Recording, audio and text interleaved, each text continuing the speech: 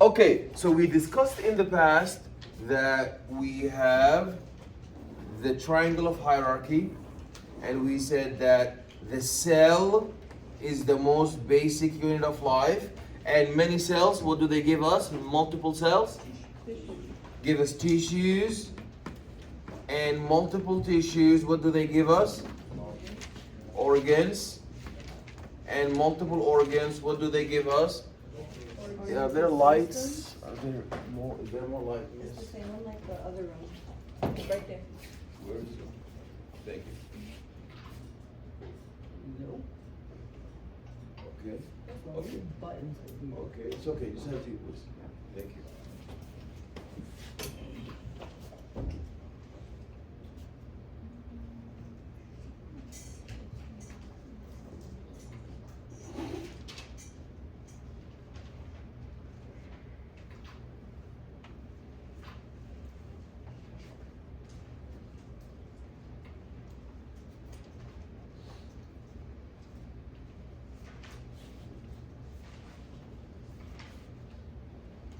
Is this gonna turn on?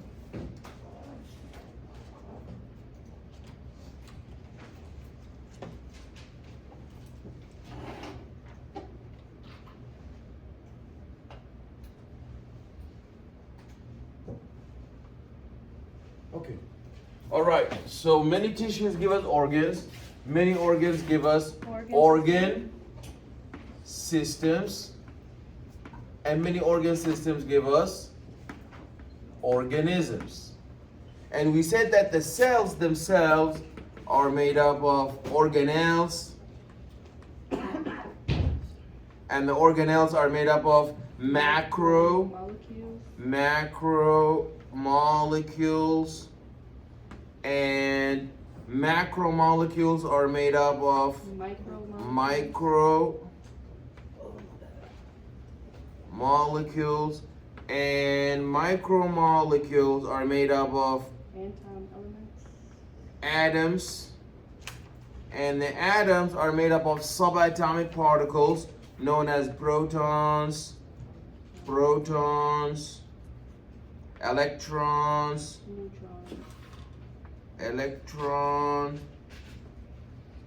neutrons, and so on.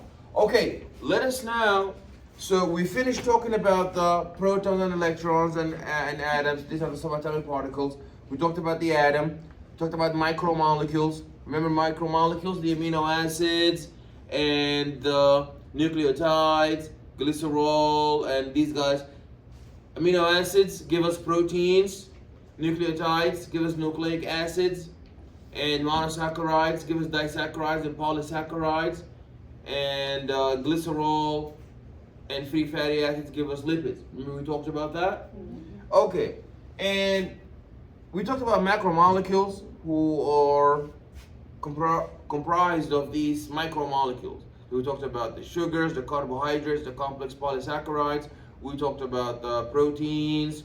We talked about the lipids, and we talked about nucleic acids. Talked about the organelles, different organelles in the cell and their responsibility. Remember, we discussed that the cell is like a community.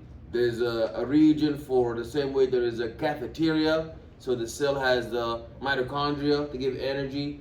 There's somewhere there's a police department. The cell has a lysosome, okay, for administration. We have the nucleus for the fence around the cell is the cytoplasm. The fence around the cell is the plasma membrane. And we talked about the fluid swimming pool with the rubber duckies floating on it. We said the cytosol is the fluid and the organelles are floating on top of it. And then we talked about the cell. And today we're going to talk about tissues. Okay, so all your cells under the microscope, do they look the same? They do not at all look the same. So why? Because they make different tissues. So there are 4 different human tissues that we need to consider. Number one,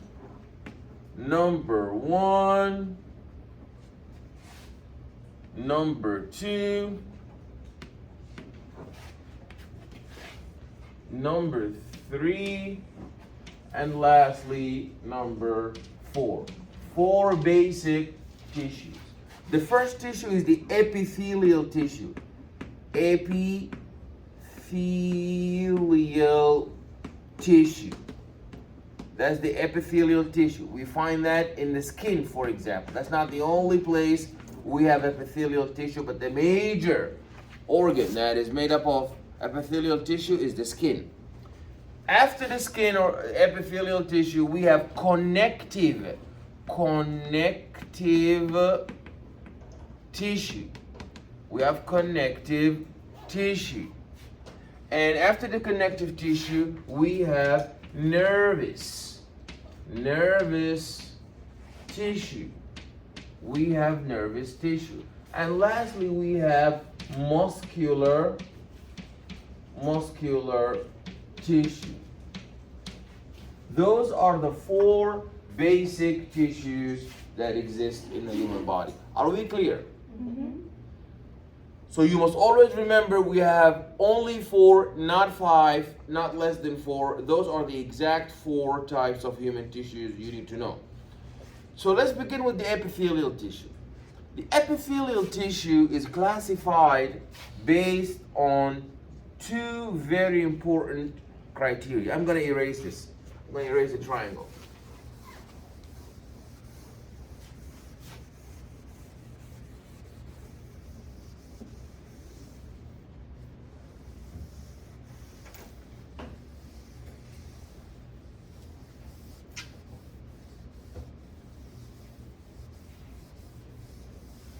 Alright, epithelial tissue is divided to, so this is the epithelial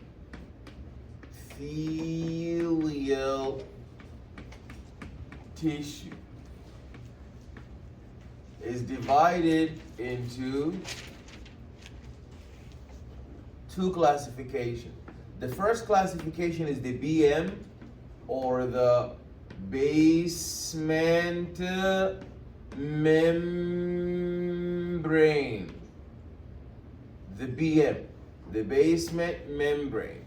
And we also have the cell type, basement membrane and the cell type. These are the different criteria we are able to classify our epithelial tissue. The basement membrane, the BM, the basement membrane, the BM, and the cell type, or the cell shape. Cell type or cell shape. That's better. Cell shape.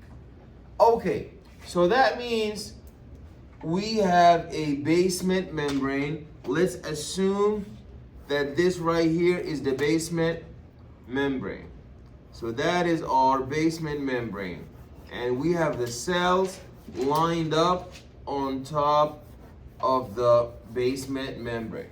This is the basement membrane. Everybody sees the basement membrane? Okay. There are 2 types of cells that could be on a basement membrane.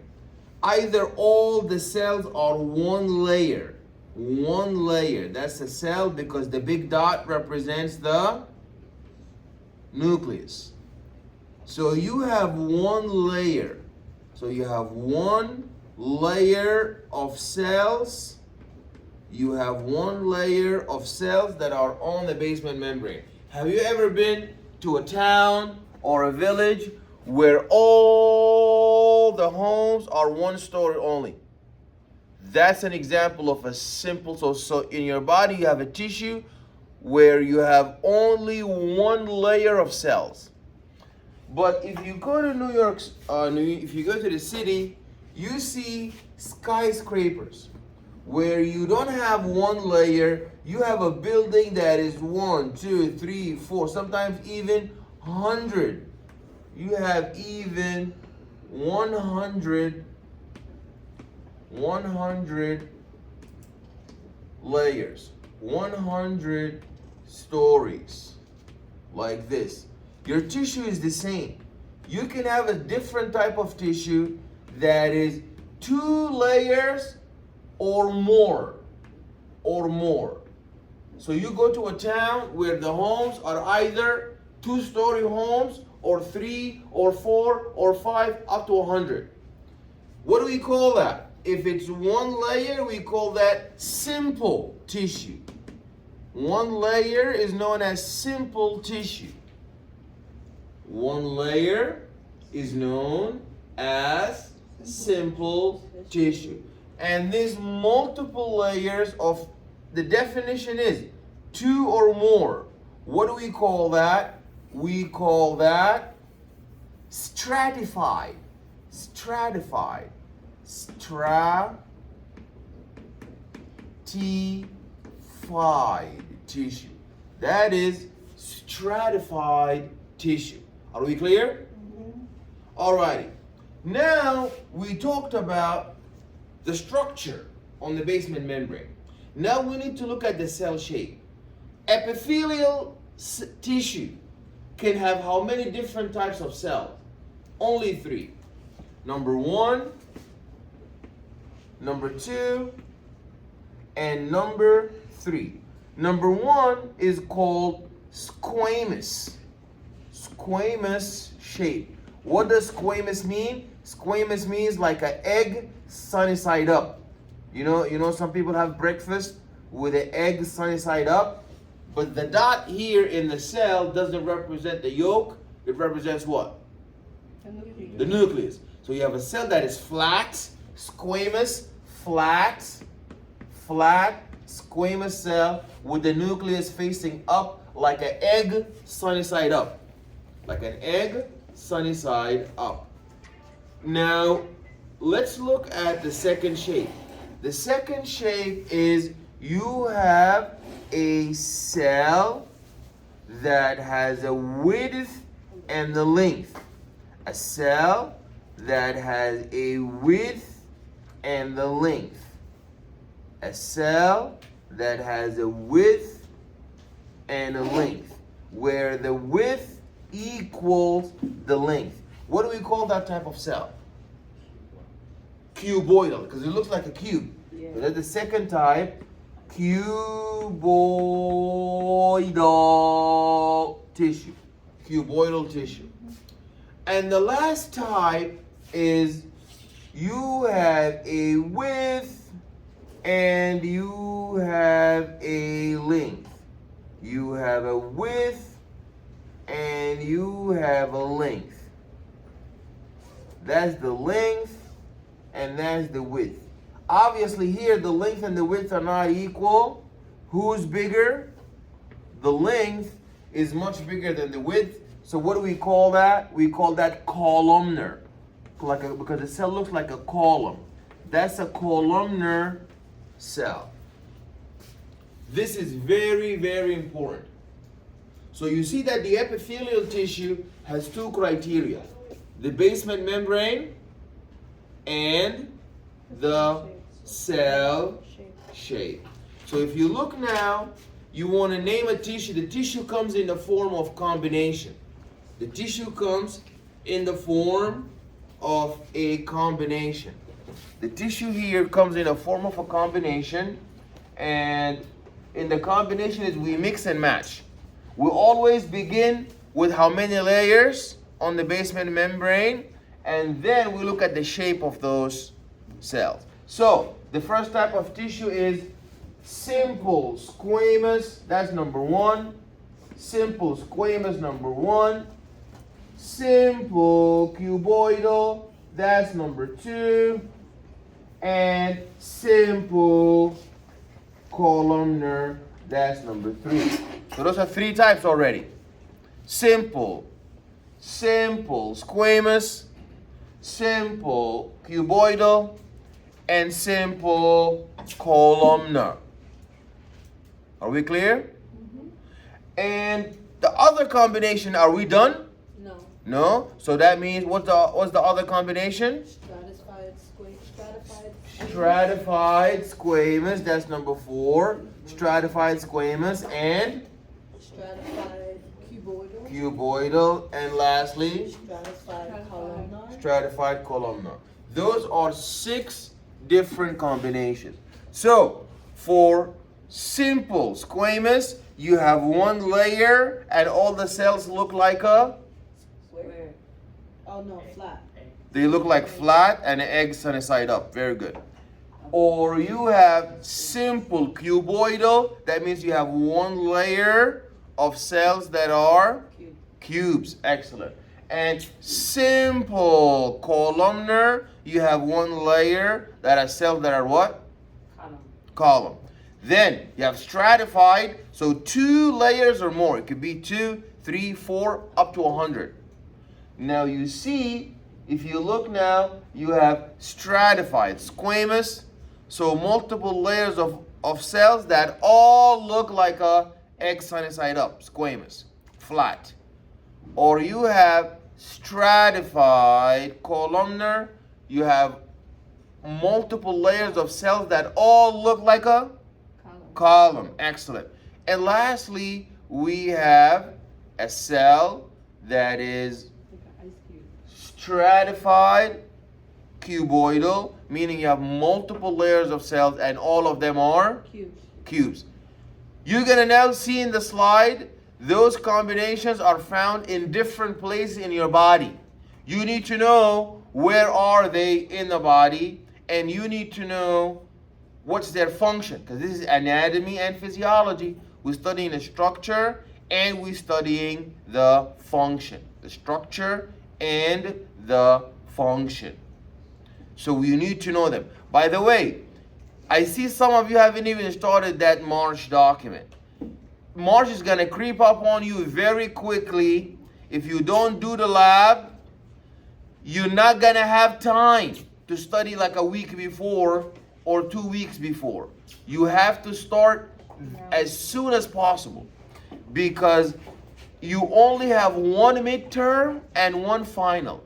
And for the lab, you see the syllabus. For the lab, the final doesn't replace. It's not like the lecture where the final can replace one of the older grades. So you cannot just sleep on it and just try to review it the night before. You're going to fail the midterm.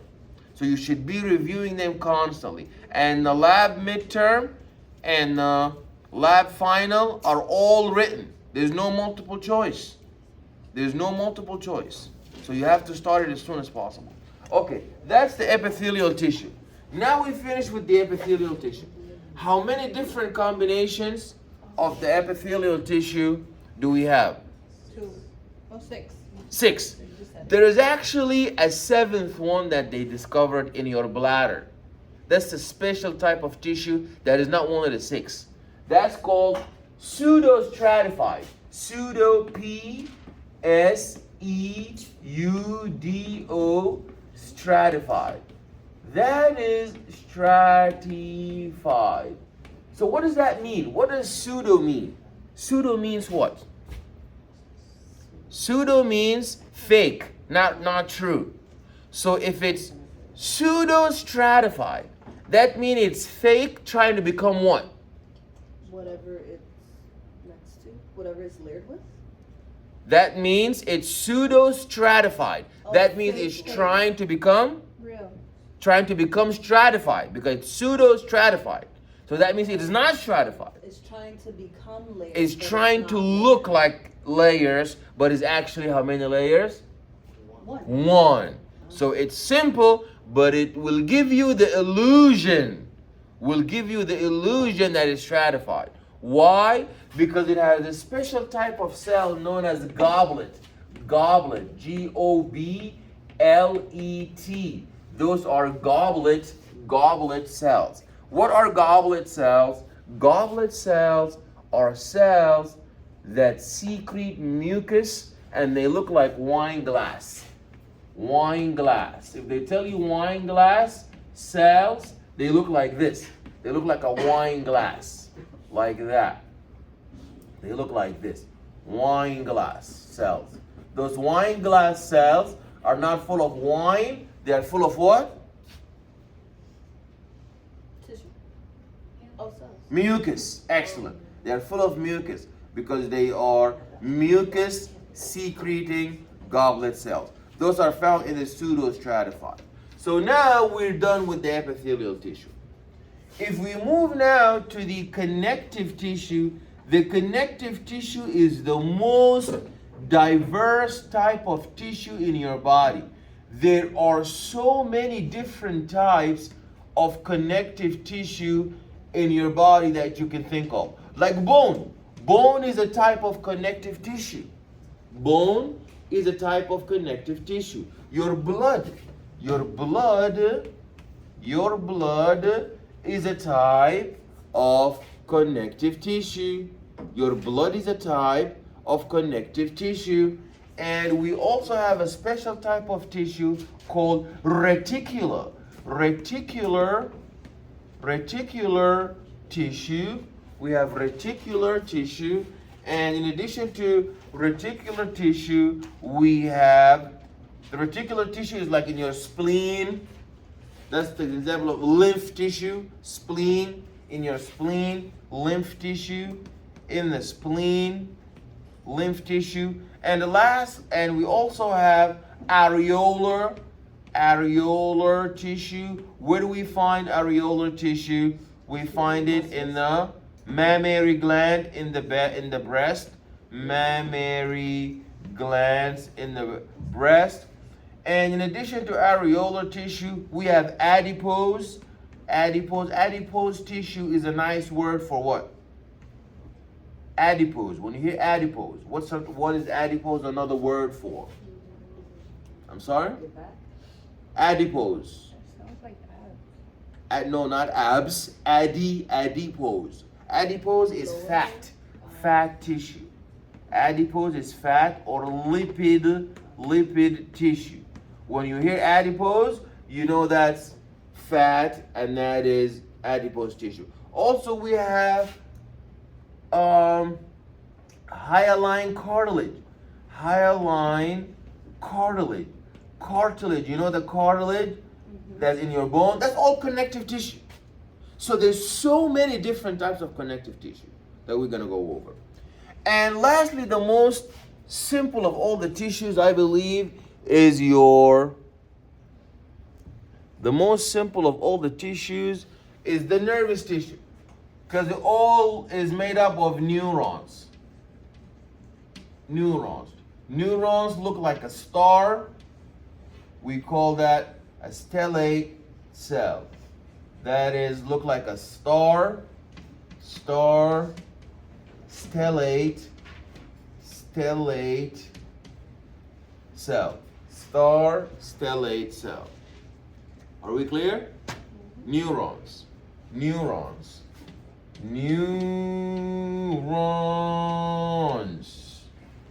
Are we clear?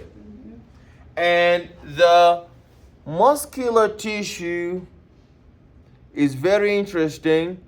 The muscular tissue is very interesting because we have 3 types of muscular tissue. 1, 2, and 3.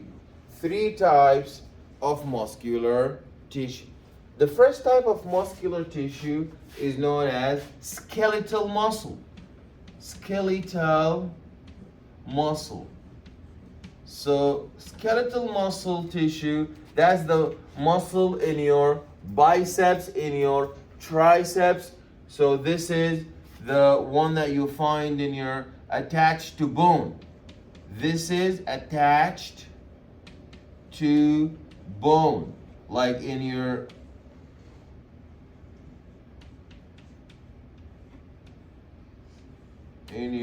you see, in your bone. So that is muscle, like, you know, your triceps, your biceps. That's skeletal muscle. In addition to the skeletal muscle, number 2 comes the smooth muscle. Smooth muscle. What is smooth muscle? It's a muscle that looks fusiform. That is fusiform. Fusiform tissue that looks like a spindle. And that is found in the blood vessels.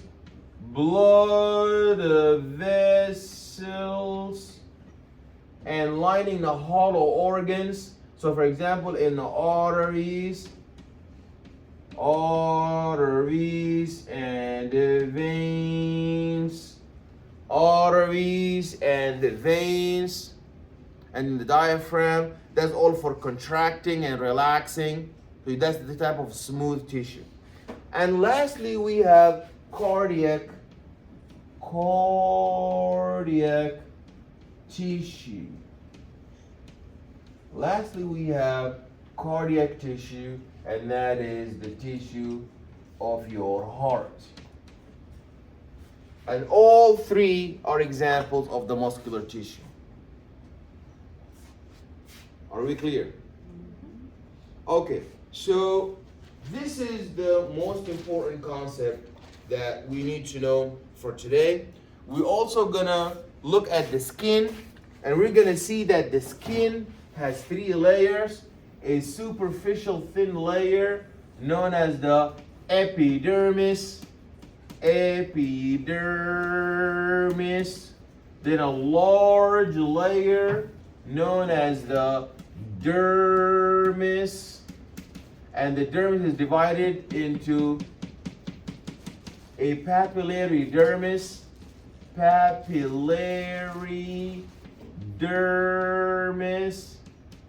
and a reticular dermis, and below them is a layer of subcutaneous fats known as the hypodermis. The hypodermis.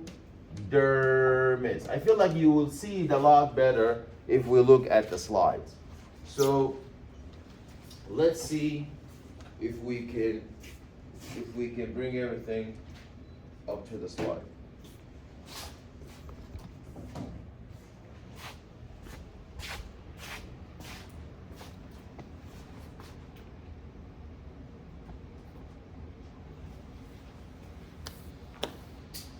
Okay. Yes. I haven't been seeing the lectures on bright space. Lectures? Yeah, that is. Yeah, that's on my YouTube channel. Oh, not. So you have to put my name. You didn't tell us to go. I don't know. Anyway, I said it, but I don't remember. But anyways, just go. Forget about I didn't tell you. Now I'm telling you. Go on YouTube. Type my name, Rod R-A-A-D Kadir, or Rod Faisal Kadir, and you will find it. You want to put in that on announcement? Okay. I don't remember. Just go to YouTube. You don't remember how to go to YouTube? Go to YouTube and put my first I name. remember your username when I was Okay. low. No, don't put a username. Put my first or last name. You know my first or last name. Just put it on YouTube, you'll find me. It's not hard. Okay, everybody, let's go to tissues. Everybody following me? Okay. All right, so remember, those are the four different types of tissues: epithelial tissue, connective tissue, nervous tissue, muscular tissue. You really need to know that. That's very important. So all of these tissues come together to give us distinct organs. So like for example, nervous tissue comes up together to give us the brain. Nervous tissue comes to give us the spinal cord. Reticular tissue comes to give us the spleen.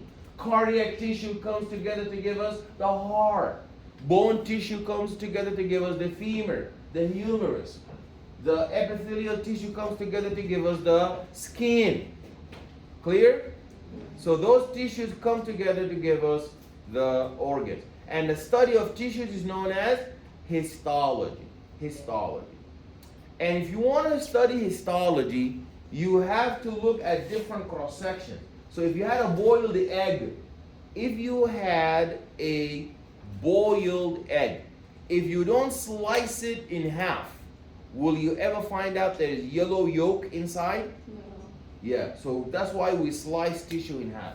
You're going to learn that when we slice bone tissue in half, there's red and yellow matter in there. That's why there's yellow marrow and red bone marrow, yellow bone marrow inside. Who would have thought that this white bone, when you slice it in half, it has something that, we thought it was like a baseball bat. You know, if you cut the baseball bat, it's wood from outside and wood from inside too. but not the bone. So that's telling you here, you need to slice. Remember, we began the course by talking about coronal sections, and we talked about the transverse section, and we talked about sagittal sections. So those sections that we cut in order to help us see and analyze the tissue. So that's what I was just talking about. We have different types of tissues, and those different types of tissues are needed to be cut cross-sectionally, oblique, or longitudinally in order for us to see what these tissues are made up of.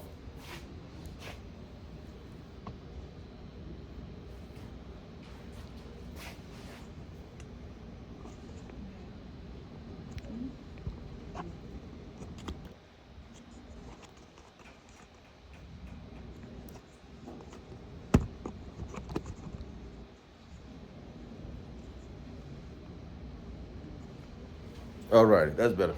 Okay. All right. Now, we begin with number one, epithelial tissue. So that epithelial tissue is made up of sheets of closely adhering cells, one or more cells thick. So you see, one means simple, more cells means stratified, with upper surface exposed to the environment. Where do you usually find epithelial tissue? Covering the body surfaces and lining the body cavities, constituting most of the glands are made up of epithelial tissue. Epithelial tissue is also, what you need to know is that it's avascular. It doesn't have blood vessels. So there we go. That's what I was talking about earlier. If you look here, what is that here in the bottom? This long line here in the bottom. What is that? That's the BM. That's the basement membrane. Now let's look at this tissue. What do you have here? Do you have one layer of cells that are the same, or do you have multiple different layers stuck to the basement membrane? So what type of tissue is that? That's simple tissue. If you look here, you have a basement membrane. This basement membrane is made up of one layer of tissue, or like a skyscraper, 2, 3, 4, 5, and all the way to the top. Very good. So that's stratified tissue. Now, and look who do we have here? Our friend who is trying to become something that it's not. So what is that now? That is pseudostratified. Why? Because it's one layer, but you have these little cells squeezed in the middle that make it look like it's multiple layers. What's the name of that cell that we said is squeezed in the middle? We said it looks like a wine glass. Yeah, those are the goblet cells. Those are the goblet cells that make it pseudostratified. So that's as far as the class of the epithelium in relationship to the basement membrane. Now let's look at an actual cell shape. We have an egg sunny side up type of cell where the nucleus is facing up, is a flat cell. What type of cell is that? What do we call that? Squamous. Squamous tissue. And you have a cell with a width and a length that are both equal. What do we call that? Cuboidal. Or you have a cell that is long and has a width, but the length is more than the width. So what do we call that? Because it looks like a column. And then we combine them. You have simple squamous, simple cuboidal, and simple columnar. We also have stratified squamous, stratified cuboidal, and stratified columnar. Questions? Any questions? Alrighty. Now we're going to go into the nitty-gritty and find out all these different combinations. Yes? So for this picture, what is it? Isn't it supposed to be Yeah, it is. Look at where my mouse is. So you have a simple layer, meaning that you have one line of cells. It doesn't have to be a straight line like a ruler, but it just has to be one layer of cells. so that line that like your mouse is going across, if it was several of those Absolutely. So you see, we're gonna get to stratified later. Let's now stick to simple squamous. So you have one layer of cells, and they're all squamous, meaning an egg sunny side up. But that's in the microscope, it looks like that. And this is like a model. A model shows you how, this is like a picture model. So you have a single row of thin cells. And why is it important? Because it permits rapid diffusion or transport of the substance. And it secretes also serous fluid. Remember the serous fluid we talked about? Like a balloon, you put your hand in the balloon, and the balloon full of water, like the heart, surrounded by a balloon. Yeah, it protects it. So where would you find simple squamous? It tells you in the alveoli, in the glomeruli, in the endothelium, and in the serosa. Okay, if you look at the simple cuboidal epithelium, if you look at simple cuboidal epithelium, you see that there is a single layer of square or round cell. You see? Simple cuboidal. So you have a simple layer of multiple cubes. Why is it important? It's important for absorption, secretion, mucus, and the locations are in the liver, the thyroid, the mammary gland. Simple columnar, one layer of epithelium, that's the single row of column-like cells. And you find that in the GI tract, uterus, the kidney. Pseudostratified columnar, you find that in the respiratory tract. But now at least you have an idea of what do these tissues mean when you have something like stratified squamous. So you have multiple different layers, stratified, egg sunny side up type of cells. Keratinized is like an additional structure. You know, keratin, you have a tissue that is stratified and squamous, and on top of that, it has keratin on top of it. Non-keratinized, you just have a layer of stratified squamous epithelium, but it doesn't have keratin on it. You find that in your tongue, the oral mucosa. Keratinized, you find that in the epidermis, the palms.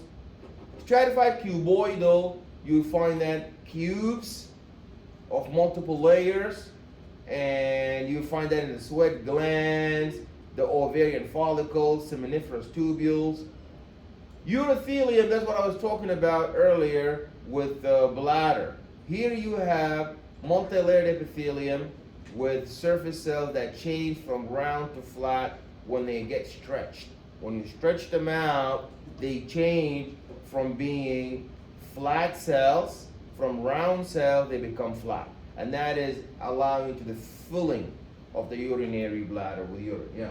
So based on the function, that determines like what shape and layered cells are where. Like it's not like any cell could be any shape. Yeah, it depends. Remember, we said in anatomy and physiology, your structure is determined by your function.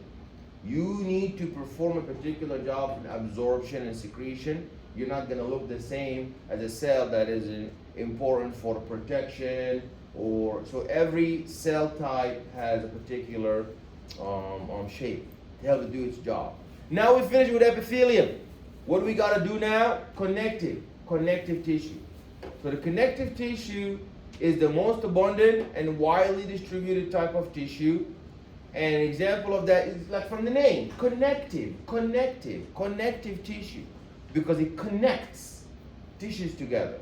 Like the ligament is an example of a connective tissue because it connects bone to bone. Ligaments connect bone to bone. Ligaments connect bone to bone. Ligaments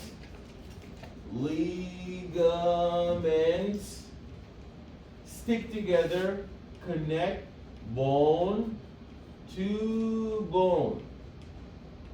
They connect bone to bone. And tendons connect bone to muscle. They connect the bone to muscle. Connecting bone to muscle. We have areolar tissue, that's loosely organized fibers with abundant blood vessels, and it's the underlying epithelia in the serous membranes between the muscles and passageways. Reticular tissue, that's the meshwork of reticular fibers and fibroblasts, and is found in the lymph node, the spleen, the thymus. And we have dense regular connective tissue. These are densely packed parallel collagen fibers, compressed fibroblasts. They have elastic tissue forms, wavy sheets in some locations, and the tendons attach muscles to bones, and the ligaments hold the bones together. Look at dense irregular connective tissue. These are densely packed, randomly arranged collagen fibers with few visible cells.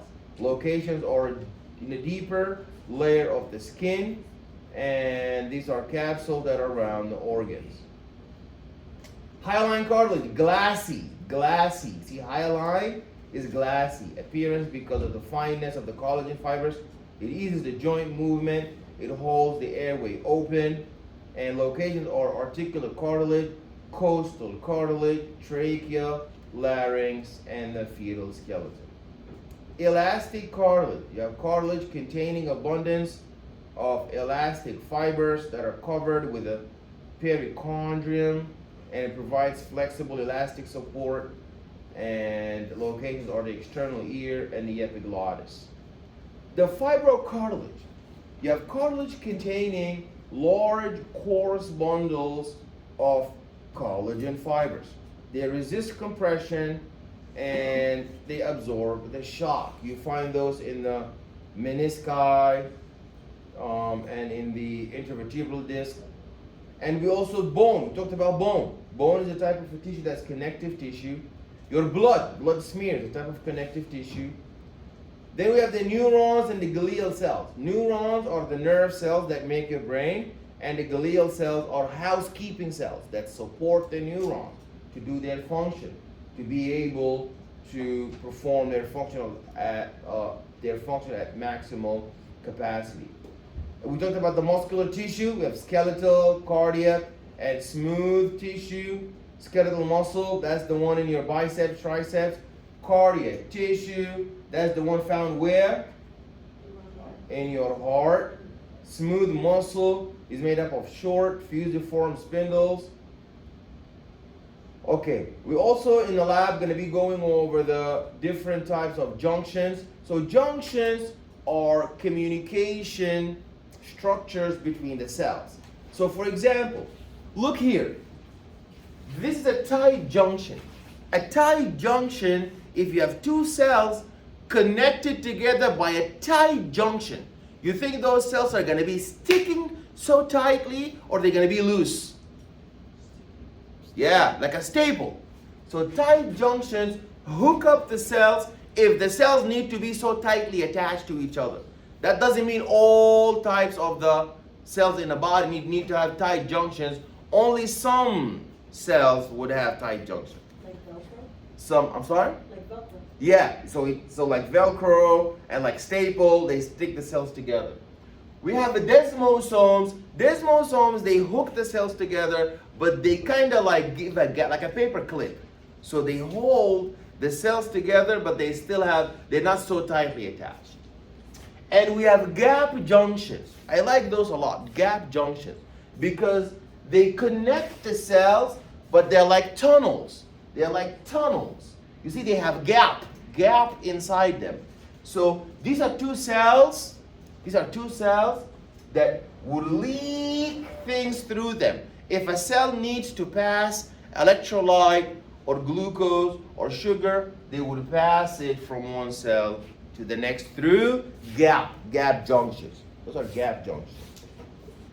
I have a question. Yeah. For the gap junction in the picture, is this the side view of it? And then on the top view, it's like that? Like it'll be turned to the side? Excellent, yeah. So those are different views, but it shows you we have a gap. Everybody look at the tight junction. You see those are tight junction, the green ones. Those are the tight junctions that hook the cells so tightly together. And the desmosomes, they do hook the cells, but they kind of like relaxed a little bit. They have a little gap. Compare the green to the red. Green is so tightly hooking the cells together, but red kind of gives like a little space breather between the cells. The green is like a Velcro and the red is like a hook. Yeah, something like that, though, like a hook. Yeah, very good. Gap junction.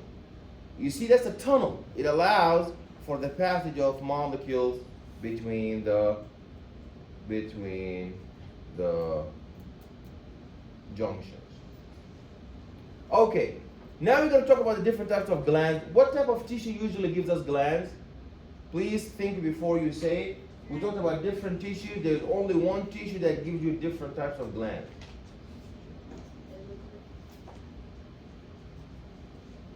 Epithelial tissue. Epithelial tissue is the type of the tissue that will give you the glands. So you have connective tissue. This is now in the connective tissue. So the epithelial connective tissue is pink. It's surrounding the epithelial tissue. It's pink surrounding the epithelial tissue. Yeah. Can you break down that epithelial cells make glands? Because I assumed it was nervous tissue because there's so many glands for the body and they transfer hormones and stuff. So I would have thought it was nervous tissue to be able to transfer it around the body. So the glands are made up of epithelial tissue, but the nervous tissue stimulate that epithelial tissue. The nervous tissue send electric action potentials that make the gland and the duct squeeze. So the nervous system regulates the gland, but the gland itself is made up of epithelial tissue. And we have two types of glands. What are the two types of glands? The endocrine gland and the exocrine gland. What's the difference between an endocrine gland and an exocrine gland? That gives us a hint. Endocrine glands, endocrine glands have red. There is a secret. They already gave you a hint. What do you see in the endocrine gland? You see blood vessels. So that means the endocrine glands empty their substance inside they empty their substance inside the blood vessel. Like when your pancreas secrete insulin. Where does pancreas secrete insulin? Does it secrete it into the blood to bring the sugar down, or does it secrete it into a duct? In the blood, because the sugar is in the blood. So you see endocrine glands, all of them, they empty into a blood. They empty their content, their hormone, into the blood capillary. But if you look at the exocrine gland, it doesn't have really any blood vessels. What does it have instead of the blood vessel? What does the exocrine gland have instead of the blood vessel? It has a duct. Very good. It has a duct.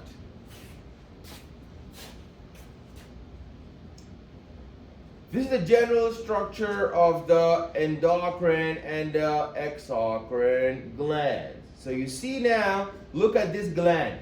What type of gland is that? It has a lot of blood vessels around it. What type of gland is that? That's the endocrine gland. Excellent. If you look at this one, it has no blood vessels around it. It has a tunnel, a duct around it. What do we call that type of gland? Exocrine gland. Excellent. Very good. Now, there are three types of exocrine glands. Number one, you have the simple coiled. So you look like a simple coiled gland.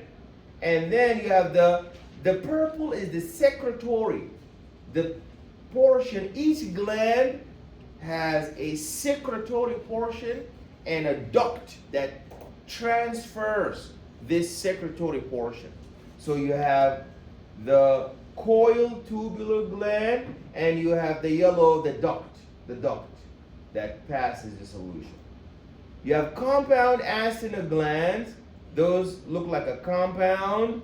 And you, for example, you need to know an example of simple coiled tubular gland. What do we get? Where do we find those? Those are the sweat glands. compound acinar glands. Compound acinar glands. Where do we find those? In the mammary gland. It's like a grape. You see the mammary gland, the breast tissue is like a grape full of milk. You squeeze it and the milk comes out and the baby suckling the nipple here and the milk coming out. Okay? And you squeeze, but in the sweat gland is not like a compound acinar gland. Now you have a separate type of a tissue. Yes? Isn't the pancreas part of the endocrine system? Yes. It's 2 in 1. The pancreas is both. It's the endocrine system when it secretes insulin and glucagon. But it's also exocrine. I'm just going to get to that. That's number 3. So you jump the gun. We're going to move to 3. You have C, compound tubular acinar glands. And an example of that would be the pancreas. So your pancreas is a 2 in 1. Is a hybrid. Is a mix. Your pancreas can work like an endocrine gland because it secretes a lot of hormones in the blood. And an exocrine gland because it secretes a lot of enzymes in the duct that's going into your intestine. When you're eating the food, the pancreas help out by secreting enzymes that digest the food, like lipase to break down the steak and the meat you ate, the lipids, lipase, that's called pancreatic lipase. If you ate pancake, you have pancreatic amylase. And if you ate, for example, proteinaceous food, you have pancreatic peptidase. Alrighty. And we have, so that shows you so now we talked about the different types of glands. Now we look at how they secrete. Some glands, they secrete with the eccrine modality. What does eccrine mean? Everybody look. Eccrine means we have the bubble full of the liquid inside it, whatever we want to secrete. Are we secreting sweat? Are we secreting milk? Are we secreting a hormone? It doesn't matter because we always begin with a bubble. You see? A bubble in this modality, a bubble here, and a bubble here also. But how the bubble is going to come out, that's what makes the difference. If you look at the eccrine modality, it means that the bubble is going to be going to the surface and then it's going to open up and it's going to spray all of the content to the outside. That's the eccrine modality. There is another modality known as the apocrine modality. Apocrine modality is interesting where the bubble is gonna come out itself. It's not gonna open up like eccrine. In eccrine, there's exocytosis. So you see that the milk sugar is gonna come out like this, sprayed out, opened up. But in the apocrine, the whole bubble buds off, like a budding. You know the bud? Bud? Hey buddy. If you have somebody, hey buddy. Because like a bud from you, like this is your friend. So this one is gonna bud out. Hey buddy, oh pal. Like when it buds out. Okay. And lastly we have holocrine. Yeah. Somebody call me oh buddy, oh pal. Because I was teaching in a school all the way like in the suburb in the country. Yeah, and they talk like that over there. Yeah. So, but it's nice. It's clean. It's not like the homeless. You know, rats. I liked it a lot, so I was there. And ratchet. It wasn't. Yeah, it wasn't ratchet. It was really nice. Okay, so we have holocrine. Now, what is holocrine? Holocrine is when the whole bubble doesn't open up, doesn't spray, and it doesn't bud off. It melts outside like a cube, like an ice cube. The ice cube, you take a whole cube, then the cube melt. That's an example of holocrine. And the three of them are what? Is this endocrine? Is this how we secrete in the blood? No, it's in the duct, yeah. This, where you're showing us right now is like our skin, right? No, this is different modalities. Your skin is the eccrine, the first one, because the bubble opens and the sweat come out.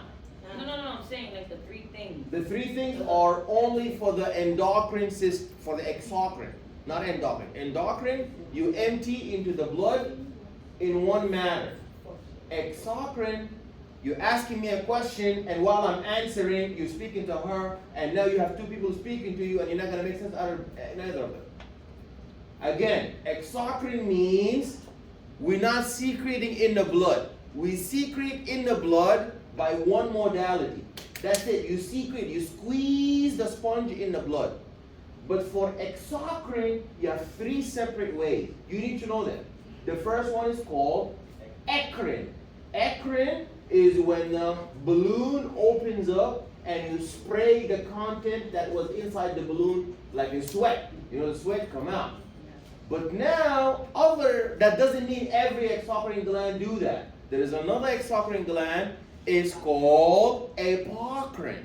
What does apocrine do? Does apocrine open up the balloon and rush everything out? No. It comes out, the whole balloon itself. That's like breast milk. The fat in the breast milk, you're gonna be eating it. You're gonna be eating the whole balloon full of fat. When the baby drink the colostrum milk, that baby is drinking milk with balloons full of fat.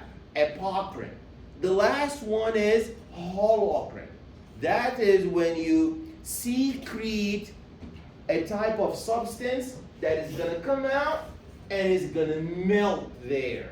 So that would be like when you secrete like a sebaceous type of mucus or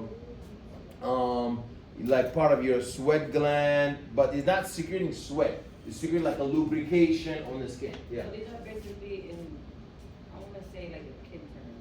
This is different ways of like how it comes out of the skin. You got it. Not just the skin. The skin is one way, Yeah. but we have you have the pancreas in there. Okay. You have the breast milk. Okay. So it's not only the skin, but the skin is one of them. We liquid, whatever. Yeah, no problem. But we're gonna go over it in the lecture because this is a lab. You have to do the lab, but in lecture we're gonna talk about it some more. Okay? In fact, in the lecture they don't have this as a part of the lecture. They just have us do it in lab, but we don't do it in lecture. But I'm gonna do it in lecture. Okay, histology of the mucous membrane. You see that the mucous membranes have a cilia. You know, like the mop, the bathroom mop. It has a power stroke, recovery stroke. Power stroke, recovery stroke. Okay, now this is the skin. I talked about that earlier. The skin has how many layers? It has a thin epidermis. You see the epidermis layer? And on the bottom, you have a dermis layer. And below that, you have the hypodermis, subcutaneous fat. Okay? So, no, it's two, but the third one is like a cushion. Oh. So we just give it the name hypodermis. It means it's below the dermis. It's not an original part, but some included. So listen up. These are the different layers of the epidermis. So now we're looking at the top layer only. You see where my mouse is? That you see the skin is two segments. Epidermis, dermis, and as your classmate nicely said, there's a third layer. They're still confused about it. Is it part of it? Is it not? But let's just say it's hypodermis. Okay. Now we're going to look at the epidermis because that's the one at the surface. The epidermis itself is made up of multiple layers going from the bottom to the top. So the youngest cells are in the bottom and the oldest cells are at the top and they die. That's why they call it, say you have dead skin. So they are like elementary school in the bottom, middle school go up a little bit, high school up a little bit, college and up a little bit, graduate school, and then they die. So they move up. So there we go. What's the most basic layer? You need to know that. What's the most basic layer of the epidermis? Is the stratum basale. That's the one that has the stem cells. So when you get injured, more cells are going to come out. More cells are able to divide. Then you have the stratum spinosum. Then you have the stratum granulosum. Then you have the stratum lucidum, and lastly you have the stratum corneum, and then you have the dead cells. We spent too much time on the PowerPoints. Now everybody assemble into groups and start doing the lab. Okay, please, I want to say one more thing. You're getting a 0 today if you came late, you're going to lose half credit. If you did not print out, because I got students emailing me about whether they should print out McGraw-Hill Connect. Everybody look here. I posted for you the first day of school this website. You got to click on this website. If you click on this website, it has Bio 23 and Bio 24 for next semester. Hopefully you pass. God help us, you pass. Once you pass, you click on that. Now we are on Bio 23. You click on this. Bio 23 has everything. It has the syllabus, and it has the lecture topics, and it has the lab sequence. Last week was the membrane transport, and we did that in the virtual labs. It's over. You did it, you're going to get credit. You did not, no extension. Then we're going to do today the epithelial tissue, next week the connective tissue. You click on the epithelial tissue every week, you print it out, and you bring it to class. You want my advice? Print out, not the whole manual because you don't need everything. Print out the whole labs. Don't print out the whole website. Print out all the labs, so when you come in here, you find which lab and you work on it. It doesn't have to be colored. If coloring is gonna cost more money, I accept that. And please, everybody, begin with lab 5. So lab 5 today is very interesting because we're only doing epithelial tissue and glands. We're not doing connective. We're not doing the rest. Okay? All right, everybody begin. I'm gonna go around, and when you